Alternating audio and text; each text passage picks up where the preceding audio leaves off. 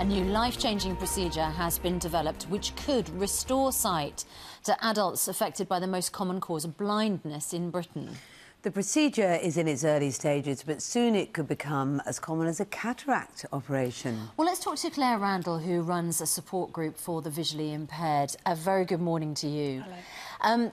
This new development potentially could cure the most common form of blindness. What is that? How many people suffer from it? It's macular degeneration. It is a degenerative condition and it affects roughly 1 in 10 of the population.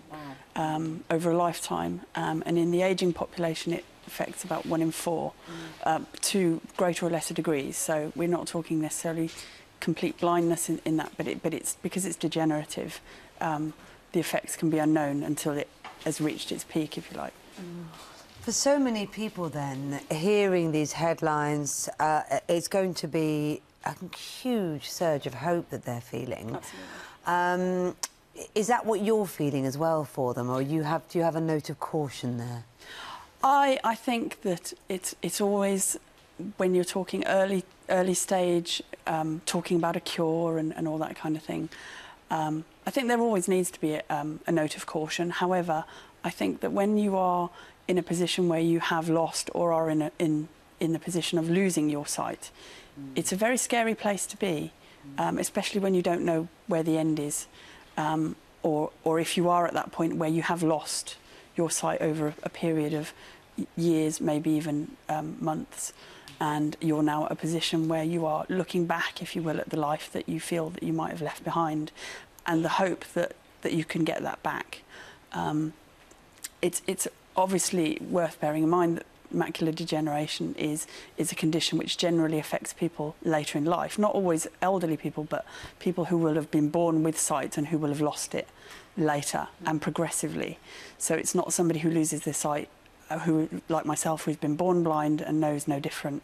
These are people who have to adjust to a new lifestyle, who have to regain their independence, regain their confidence, and to be faced with the possibility that they may be able to actually restore at least some of their sight and not be scared, not be faced with the fears of what might happen if if they lose their sight altogether, or even be back in a position where they can go out and can regain even life skills that they've had to relearn from scratch through loss of sight.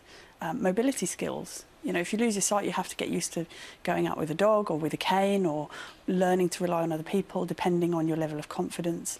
And all those things are, especially in people who are often older and who are themselves more vulnerable to other health conditions as well, these things can be terribly, terribly scary. And so, I think we should take hope from that. I think that we have, we are now in a position where, sort of 10, 15 years ago, cataract surgery was fairly new stages, and now it's commonplace. Laser eye surgery, we see it advertised on the television. People go and have corrective surgery for their short-sightedness and etc. And so I do think that we do need to take hope from this, and stem cell treatment of any kind is obviously in fairly early stages, but the signs at the moment are very, very positive. Claire Randall, lovely to talk to you. Thank you so much. Thank you.